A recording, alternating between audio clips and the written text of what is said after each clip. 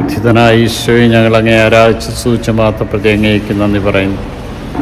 ഈ ഒരു ദിവസം മുഴുവനും ഞങ്ങളെ കാത്തുപരിപാലിച്ച് അങ്ങയുടെ അനന്തമായ കാരുണ്യത്തിന് നന്ദി അർപ്പിച്ചുകൊണ്ട് ഞാൻ അങ്ങേ സ്തുതിച്ച് ആരാധിച്ച് മാത്രപ്പെടുത്തുന്നു. നിൻ്റെ കൃപകളാൽ ഞങ്ങളെ നിറയ്ക്കണമേ, നയിക്കണമേ, ശക്തിപ്പെടുത്തണമേ.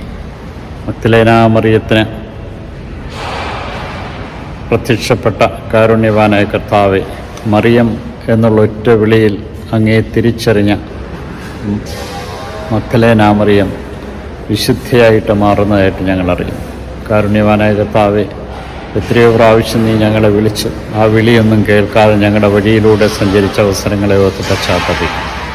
നിൻ്റെ കാരുണ്യവും നിൻ്റെ സ്നേഹവും ഒരിക്കലും നഷ്ടപ്പെടുത്താതെ ജീവിക്കുവാൻ തക്കവിധം ഇന്നേ ദിനം ഞങ്ങൾക്ക് ഈ വചനം നൽകി അനുഗ്രഹിച്ചതിനെ ഓർത്ത് നന്ദി പറയും.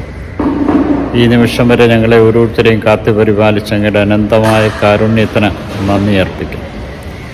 ഹൃദയം നുറങ്ങി പത്രോസിൻ്റെ പ്രസംഗം കേട്ടപ്പോൾ അനുദപിക്കുവാൻ തയ്യാറായ ജനത്തെപ്പോലെ പശ്ചാത്തപിച്ചുകൊണ്ട് പാപമോചനം നേടുവാനായിട്ട് നിങ്ങൾ കുരിശിലേറ്റിയ ക്രിസ്തു കർത്താവും ദൈവവുമായി അവനെ ഉയർത്തി എന്ന് കേൾക്കുമ്പോൾ അവർ അനുദപിക്കുവാൻ തയ്യാറാണ്.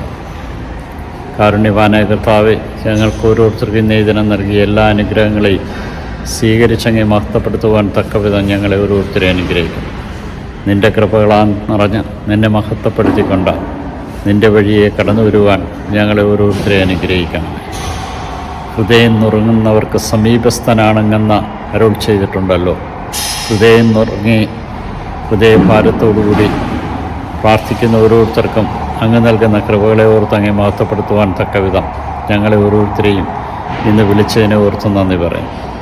യൂതന്മാരുടെ രാജാവായ നസ്രേക്കാരൻ യേശുവെ, പെട്ടെന്നുള്ള മരണപകടങ്ങൾ ഞങ്ങളെ കാത്തുകൊള്ളണമേ. പാപമോചനം നൽകി ഞങ്ങളെ അനുഗ്രഹിക്കണമേ. പാപഭാരത്തോട് കഴിയുന്ന എല്ലാവരും അങ്ങേ ഉത്ഥാനത്തിൽ പങ്കാളികളാകുവാൻ തക്കവിധം അനുദപിക്കുവാൻ കൃപ നൽകണം. ഈശോയെ നന്ദി, ഈശോയെ സ്തുതി, ഈശോ ആരാധന.